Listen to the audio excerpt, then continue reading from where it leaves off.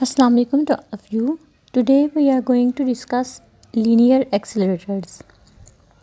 हम लोगों ने पहले बात की थी तो हमने इलेक्ट्रोस्टैटिक एक्सेलरेटर्स की बात की थी। इलेक्ट्रोस्टैटिक एक्सेलरेटर्स में हम लोगों ने कहा था कि इसमें ज़्यादा जो पोटेंशियल है उसको विथस्टैंड करना जो एक थी वो प्रॉब्लम थी, जिसकी वजह से क्या होता है कि ब्रेकडाउन हो जाता है। ब्रेकडाउन जो है इलेक्ट्रिकल इंसुलेशन का या फिर स्पार्किंग जो है एयर में प्रोड्यूस हो जाती है। ये एक डिफ़िकल्टी है जिसको ओवरकम किया जा सकता है अदर एक्सेलरेटर्स के थ्रू। दूसरे एक्सेलरेटर्स जो हैं उसमें कौन सा प्रिंसिपल यूज़ किया जाता है? उसमें प्रिंसिपल ऑफ रेजोनेंस यूज़ किया जाता है कि हर स्टेप में पार्टिकल्स जो हैं वो एडिशनल एनर्जी गेन करते हैं, जिसमें रिलेटिवली स्मॉल वोल्टेज जो है वो अप्लाई किया जाता है। इनमें आ जाते हैं लीनियर एक्सेलरेटर्स या फिर साइक्लिक एक्सेलरेटर्स। सबसे पहले हम लीनियर एक्सेलरेटर्स की बात करते हैं। लीनियर एक्सेलरेटर्स में ये ऐसे एक्सेलरेटर्स हैं जिसमें पार्टिकल जो हैं वो स्ट्रेट लाइन में मूव करते हैं और एनर्जी गेन करते हैं। और सब एटॉमिक पार्टिकल्स जो हैं इनकी बहुत ज़्यादा हाई एनर्जी जो है वो लीनियर एक्सेलरेटर्स के थ्रू की जा सकती है। Linear accelerators as compare to cyclic accelerators ज़्यादा हाई एनर्जी पार्टिकल्स की कर सकते हैं, चार्ज पार्टिकल्स की। तो इसके प्रिंसिपल की बात करते हैं। Charge particles can be accelerated by allowing them to fall through a suitable potential difference. जब भी चार्ज पार्टिकल को एक्सेलरेट किया जा सकता है अगर वहाँ पे सूटेबल पोटेंशियल डिफरेंस अप्लाई किया जाए। अब इसकी कंस्ट्रक्शन की बात करते हैं कि किस तरह से हम जो है वो चार्ज पार्टिकल को एक्सेलरेट कर सकते हैं इनको मूव करवा के सूटेबल पोटेंशियल डिफरेंस में। तो सबसे पहले इसमें जो रिक्वायर्ड है वो मेटालिक सिलेंड्रिकल इलेक्ट्रोड्स या फिर ड्रिफ्ट ट्यूब्स। ये हमारे पास क्या हैं? ड्रिफ्ट ट्यूब्स जो हैं ये वाली जो ट्यूब्स हैं ये ड्रिफ्ट ट्यूब्स हैं या फिर मेटालिक सिलेंड्रिकल इलेक्ट्रोड्स हैं। ये बेसिकली इलेक्ट्रोड्स ही हैं, लेकिन ये कौन से हैं? सिलेंड्रिकल टाइप के हैं और मेटालिक हैं। ठीक है, अब आप देखें तो इनमें लेंथ जो है वो इक्वल नहीं है। इसकी स्मॉल लेंथ है, इसकी रिलेटिवली इंक्रीजिंग लेंथ है, इसकी उससे ज़्यादा, इसकी उससे भी ज़्यादा। इसकी लेंथ जो है वो इंक्रीजिंग लेंथ रखी जाती है रेजोनेंस को मेंटेन करने के लिए। रेजोनेंस की हम बाद में बात करते हैं कि रेजोनेंस को मेंटेन करना क्यों ज़रूरी है। तो हमने बात की कि इसकी कंस्ट्रक्शन में कि सबसे पहले hollow metallic cylindrical electrodes increasing length के यूज़ किए जाते हैं जिनको अरेंज किया जाता है स्ट्रेट लाइन में। उसके बाद क्या किया जाता है? यहाँ पे रेडियो फ्रीक्वेंसी ऑसिलेटर जो है ये लगाया जाता है। This one is the radio frequency oscillator. यहाँ से अल्टरनेटिंग फील्ड जो है ये प्रोवाइड किया जाता है।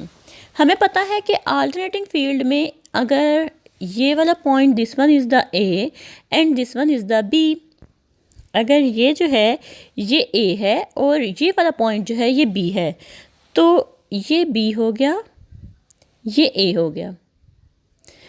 तो पॉजिटिव हाफ साइकिल में ए पॉइंट जो है वो पॉजिटिव होगा तो बी जो है वो नेगेटिव होगा, और जब नेक्स्ट हाफ साइकिल होगा तो ए नेगेटिव हो जाएगा और बी जो है ये पॉजिटिव हो जाएगा। इट मीन्स कि इसके साथ जो कनेक्टेड इलेक्ट्रोड्स हैं उनके ऊपर वही पोटेंशियल जो है वो आ जाएगा। तो ये हो गया रेडियो फ्रीक्वेंसी ऑसिलेटर। इसका अब क्या किया जाता है? जो इलेक्ट्रोड्स हैं अल्टरनेट इलेक्ट्रोड्स को ऑपोजिट इलेक्ट्रिकल पोटेंशियल दिया जाता है। ये अल्टरनेटिंग इलेक्ट्रोड्स को किस तरह से हम लोग ऑपोजिट पोटेंशियल जो है वो प्रोवाइड करते हैं? अगर फर्स्ट थर्ड, ये फर्स्ट है, ये थर्ड है एंड देन यहाँ पे अगर फॉर एग्जांपल कोई फिफ्थ वन है, तो इनको एक टर्मिनल कनेक्ट किया जाता है। लाइक ये हमने ए के साथ कनेक्ट कर दिया यहाँ पे, और जो यहाँ पे जो फर्स्ट है, यहाँ पे फर्स्ट वन है, ये थर्ड वन है एंड देन फिफ्थ वन, इसको नेगेटिव टर्मिनल के साथ कनेक्ट कर दिया हम लोगों ने। मींस को इसको एक ऑसिलेटिंग फ्रीक्वेंसी के जो ऑसिलेटर है उसके एक टर्मिनल के साथ कनेक्ट कर दिया, इनको आपस में ज्वाइन करके। उसके बाद जो इवन जो इलेक्ट्रोड्स हैं उसको सेकेंड टर्मिनल के साथ कनेक्ट कर दिया। ये second, fourth and sixth on जितने भी यहाँ पे इलेक्ट्रोड्स यूज़ किए गए हैं, तो देखें इनको आपस में ज्वाइन करके जो है वो दूसरे टर्मिनल के साथ कनेक्ट कर दिया। मीन्स कि जब पॉजिटिव हाफ साइकिल होगा तो जो ए है दिस वन, जो ये ए है ये फॉर एग्ज़ाम्पल नेगेटिव टर्मिनल होगा, और जब जो बी है वो उस वक़्त पॉजिटिव टर्मिनल के तौर पर एक्ट करेगा।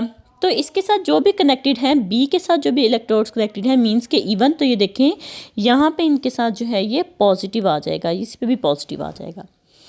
तो क्या होगा कि यहाँ पे जैसे ही ये एक आयन सोर्स जो है वो रखा गया है, आयन सोर्स मींस के पॉजिटिव चार्ज जो हैं वो यहाँ पे एंटर होंगे।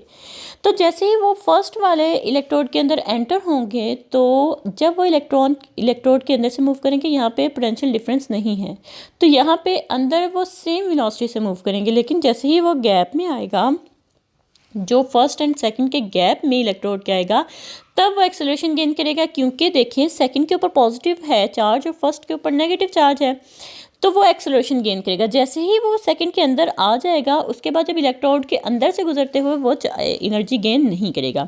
अब देखिए उसने एनर्जी गेन कर ली। अब जब सेकंड के अंदर आएगा इलेक्ट्रोड के अंदर, तो उसकी वेलोसिटी ज़्यादा हो चुकी हुई है।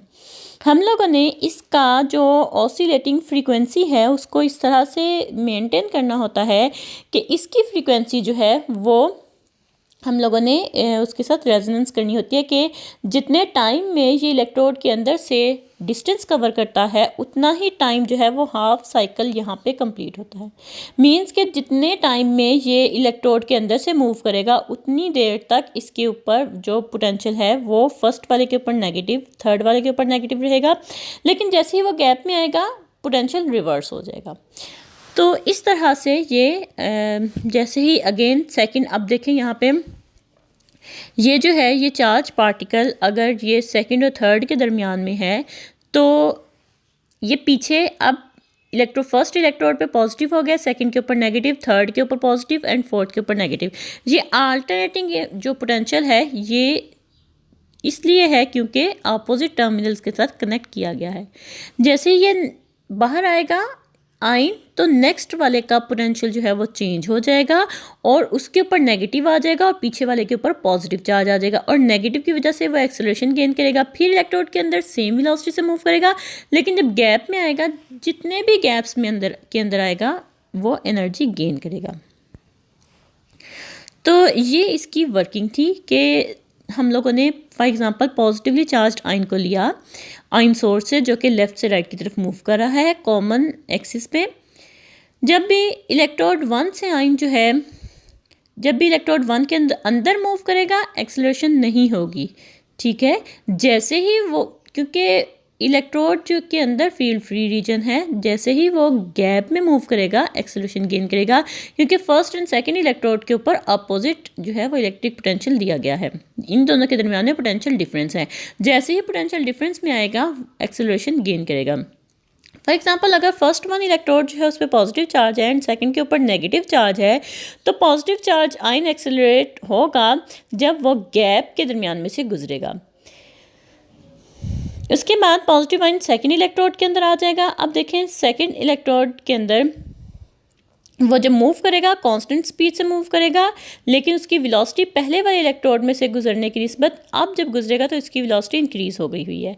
इसलिए हम लोग जो है क्या करते हैं, इसकी लेंथ को इंक्रीज़ कर देते हैं ताकि हम फ्रीक्वेंसी को रेजोनेंस करें, उसके साथ मैच कर लें, ताकि जितना डिस्टेंस उसको इलेक्ट्रोड के अंदर से गुजरने में लगे, उतना जितना टाइम उसको इलेक्ट्रोड के अंदर से गुजरने में लगे, उतना ही टाइम जो है वो उसका साइकिल चेंज होने में हो। इसके बाद वो सेकंड और थर्ड इलेक्ट्रोड के अंदर आएगा, अगेन एक्सेलरेट होगा, एनर्जी गेन करेगा। इसी तरह से ही सारे इलेक्ट्रोड्स के अंदर से गुजरने में वो एनर्जी गेन करता है चार्ज पार्टिकल। अगर Q जो है वो चार्ज है, V0 वोल्ट्स जो है ये पीक वोल्टेज है, AC फ्रीक्वेंसी जो कि अप्लाई की गई है, तो हर गैप में से जब चार्ज पार्टिकल गुजरेगा वो एनर्जी गेन करेगा Q into V0 electron volt के इक्वल एनर्जी गेन करेगा। उसके बाद टोटल एनर्जी जो है वो इसकी किसके इक्वल आ जाएगी, एनर्जी जब वो n गैप्स में से गुजरेगा तो n into Q into V0 electron volts, इतनी एनर्जी जो है वो गेन करेगा। Total kinetic energy n gaps में से गुजरने के बाद कितनी होगी, हाफ mVn²। दोनों को कंपेयर करें तो Vn की वैल्यू हम इस तरह से फाइंड आउट कर सकते हैं। तो यहाँ पे हम अज्यूम करते हैं कि हमारी Vn जो है is very less than C। C जो है वो रिप्रेजेंट करता है स्पीड ऑफ लाइट को। तो इक्वेशन को अगर देखें तो ये जो हमारे पास Vn की इक्वेशन है ये रिप्रेजेंट कर रही है कि अगर हम लोगों ने वेलोसिटी जो है चार्ज पार्टिकल्स की इंक्रीज़ करनी है, उसकी एनर्जी वेलोसिटी इंक्रीज़ होगी तो एनर्जी इंक्रीज़ होगी। तो क्या क्या हम कर सकते हैं, या तो हम V0 को इंक्रीज़ कर सकते हैं या फिर n को इंक्रीज़ कर सकते हैं।